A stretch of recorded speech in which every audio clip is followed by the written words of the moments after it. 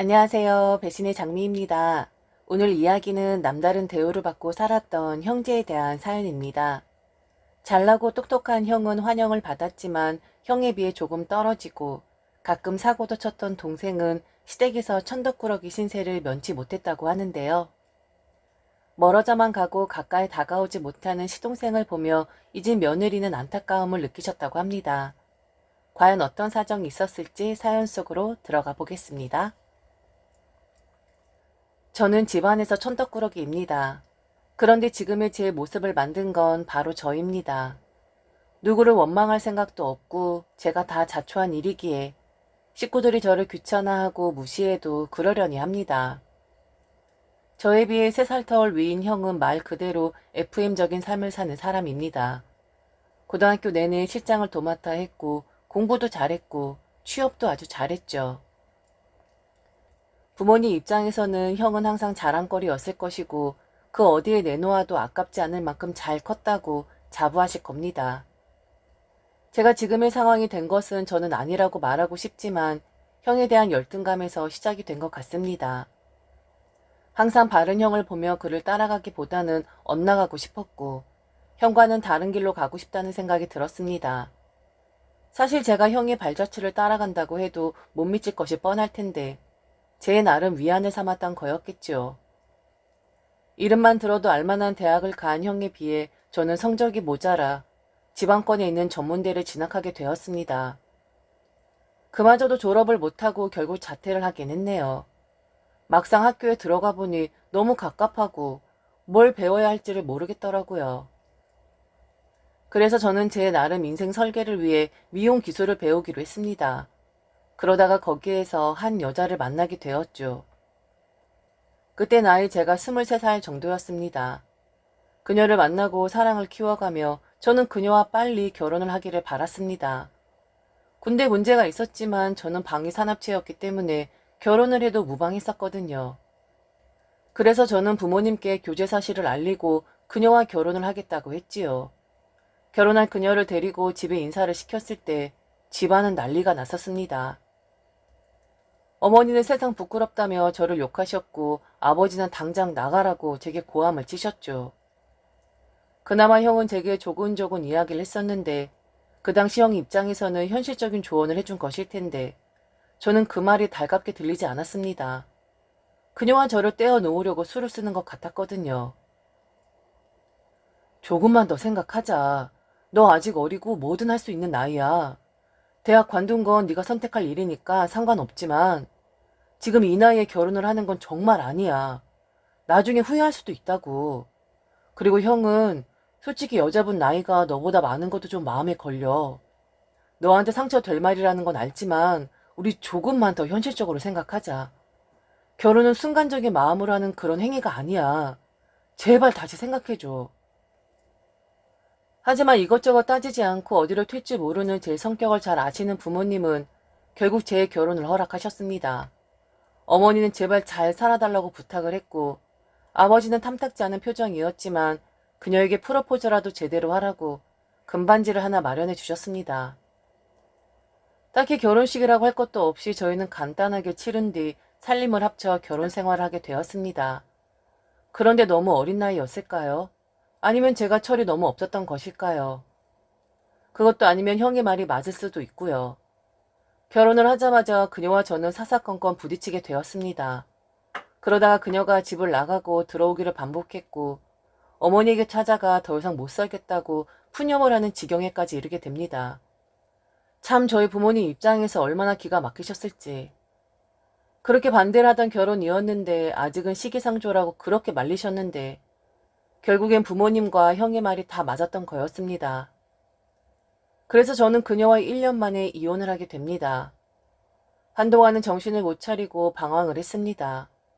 그래서 이것저것 사고도 많이 치고 합의금 및 치료비로 부모님께 손을 많이 벌리곤 했죠. 그렇게 몇 년 지내다 보니 어느 날 형이 제게 그러더군요. 제발 우리도 좀 살자고요.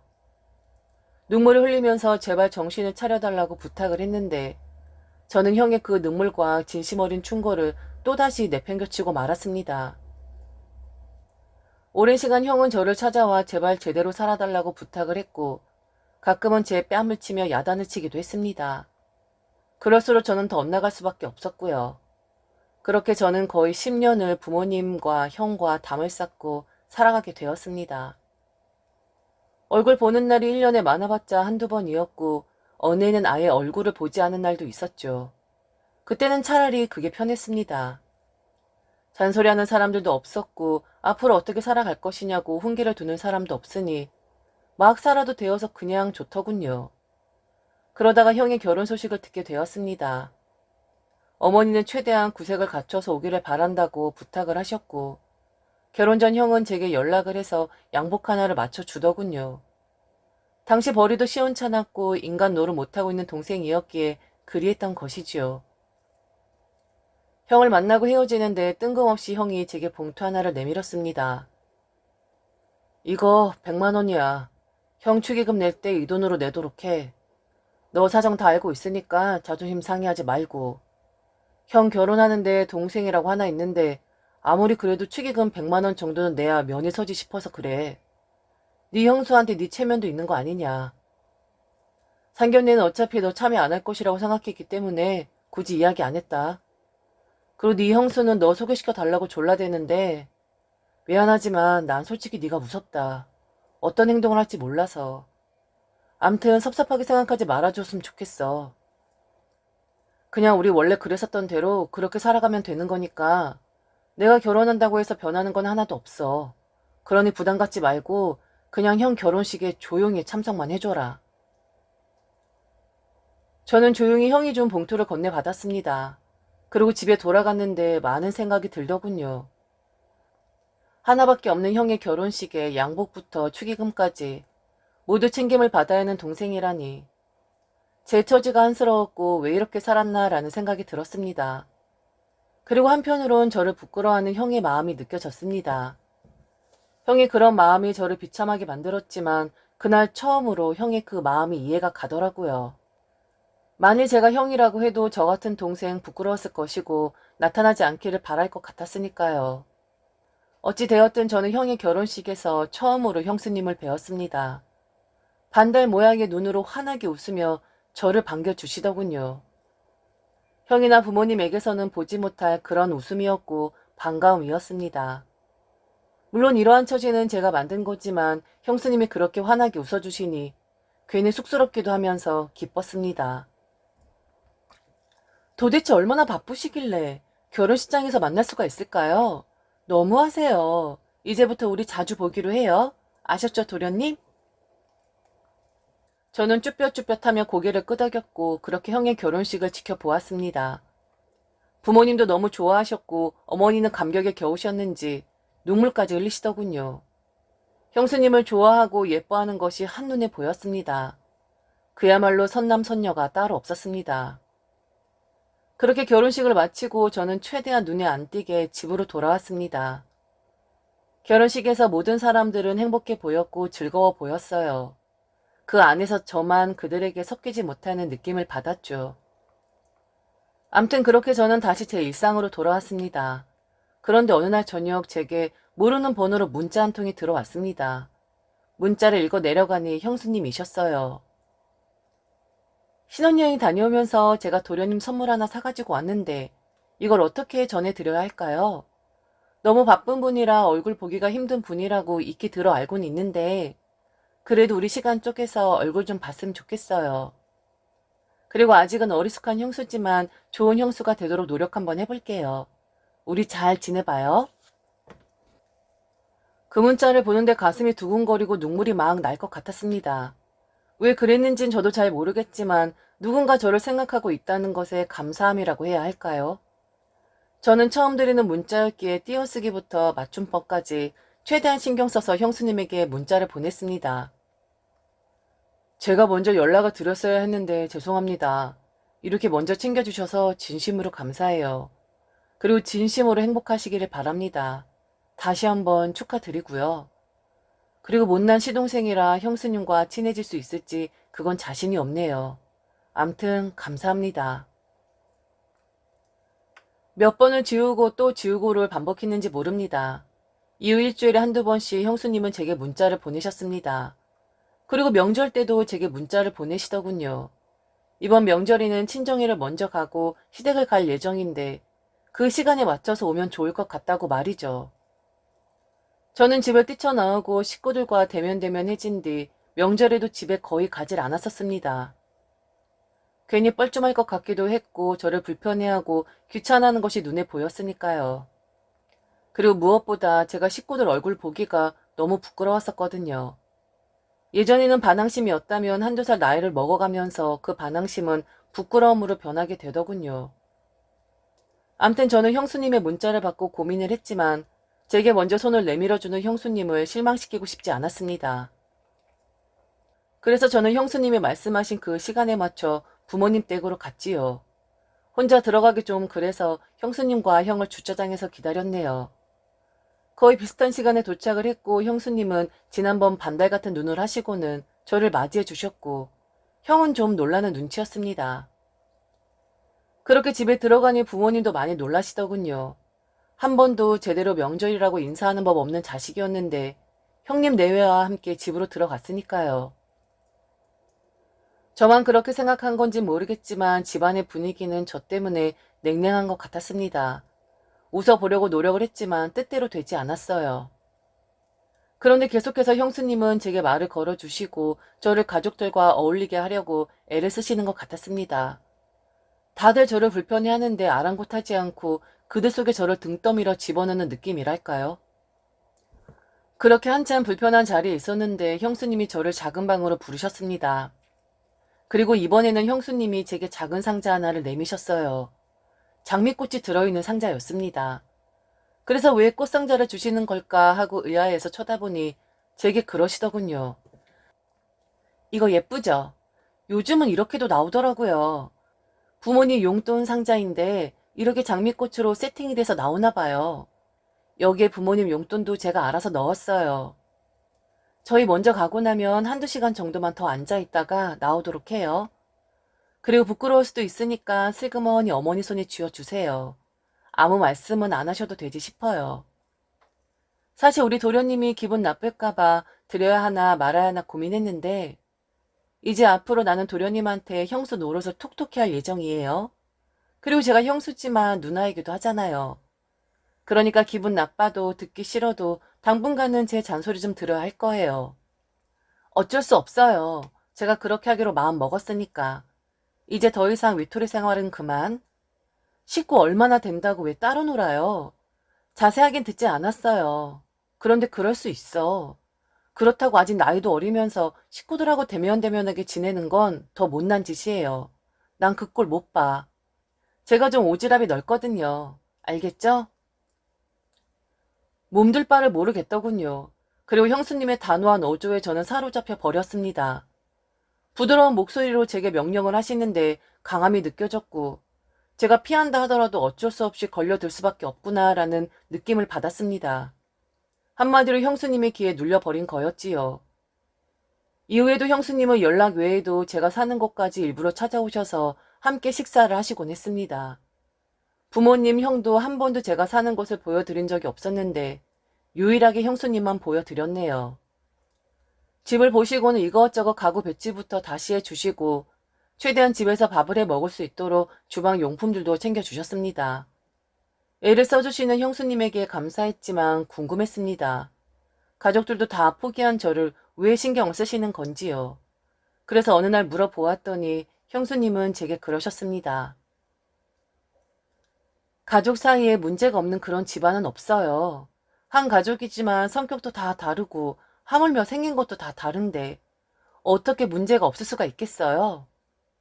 사실 저는 저희 오빠와 정말 사이가 좋질 않았어요. 저희 집에선 오빠가 좀 튀는 성격이었거든요.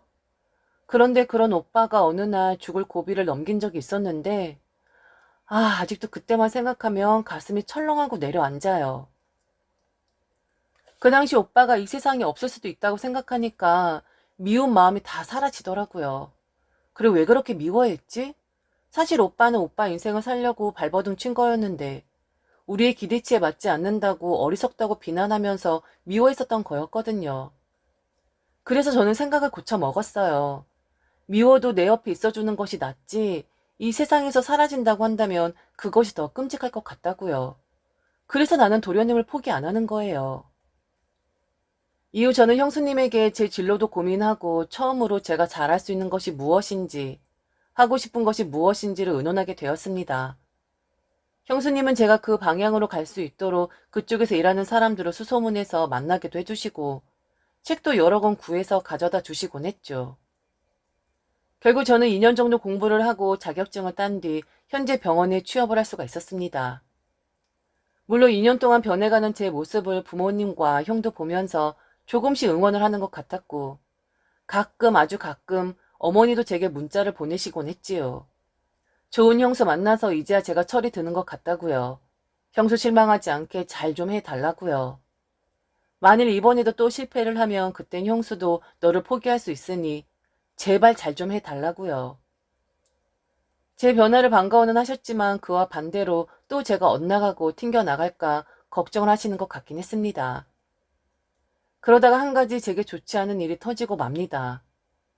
자세하게 설명을 할 수는 없지만 병원에서 저를 험담하는 사람들이 늘어났고 결국엔 누명을 쓰게 되는 일이 벌어지고 말지요.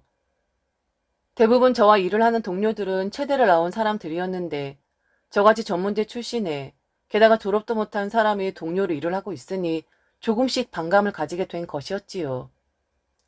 또한 제대로 일을 해본 적이 없어 사회성이 부족했던 저의 문제도 한몫했던 것 같습니다. 그러다가 남자들 사이에서 일이니 결국 주먹 다짐으로 이어지게 되었고 결국엔 경찰서까지 가는 일이 발생하고 맙니다. 결국 제가 경찰서까지 가게 된 일은 부모님과 형의 귀에까지 들어가게 되었고 어머니는 제게 전화를 하셔서는 인연을 끊자며 소리를 지르셨지요. 너 내가 그럴 줄 알았다. 쪽팔리지도 않아? 네 형수가 너한테 어떻게 했는데 넌 어쩜 이렇게 은혜도 모르고 또 이짓거리니? 허긴 그 성격 어디 가겠어? 내가 이번엔 오래 간다 생각했다. 내가 너 때문에 며느리 얼굴을 똑바로 쳐다볼 수가 없어.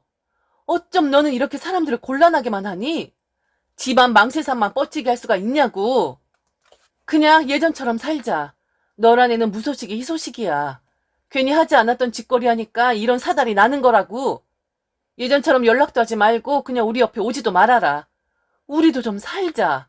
이제 더 이상 이 뒤치다거리 못하겠어. 그럴 힘도 없고 여력도 없고 우리도 지쳤어. 다시 우리 앞에 나타나지 마. 그리고 네 형수한테도 미안하다, 죄송하다 이런 쓸데없는 소리 짓거리면서 동정심 유발하지 마. 넌 어차피 안 되래야. 넌 구제불능이라고. 어머니는 저를 심하게 비난하셨고 저는 그 소리를 묵묵히 듣고만 있었습니다. 저는 쓰레기 같은 인간이었고 가족들에게는 폐만 끼치는 인간이었고 부끄러운 존재였으니까요. 그런데 이번에는 정말 제 의지가 아니었고 엇나가려고 했던 행동이 아니었는데 억울했지만 지난날 제가 한 행동이 있으니 그저 듣고 있을 수밖에 없었죠. 그날은 아무것도 하지 않고 누워만 있었습니다. 전화도 꺼놓은 채 말이지요.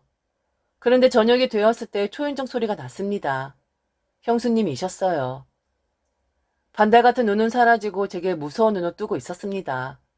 힘없는 목소리로 실망을 끼쳐드려 죄송하다는 말씀을 드렸는데 갑자기 눈물이 막 났습니다. 사내 녀석이 되어서 눈물을 흘리다니. 그런데 눈물을 주체할 수가 없었어요. 형수님은 제 어깨를 한번 토닥이시더니 제게 그러시더군요.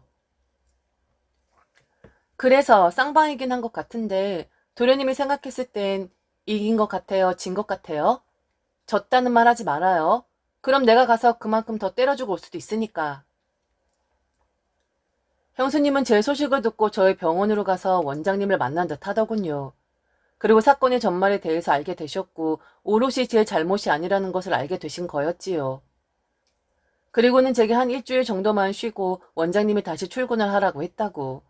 그동안 쉬지 못하고 일만 했으니 이번 참에 몸 관리를 하라 했습니다. 도련님, 일을 하면서 가장 힘든 게 뭔 줄 알아요? 연봉? 직장 내 복지? 노동의 강도? 절대 아니에요. 바로 사람과의 관계예요. 이번 참에 도련님도 어느 정도 아셨을 것이라고 생각해요.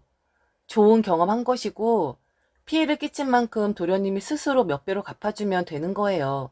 도망을 치는 게 아니라. 차근차근 지금 앞으로 나아가고 있는데 지금 주저앉고 물러서긴 아깝지 않아요?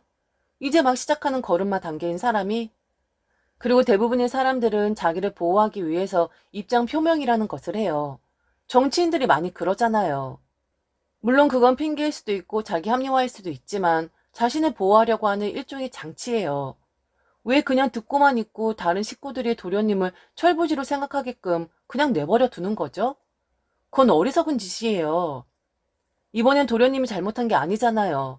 물론 주먹을 쓴 건 잘못된 거지만 그래도 날아오는 주먹을 어떻게. 내 주먹을 써서라도 막아내야지.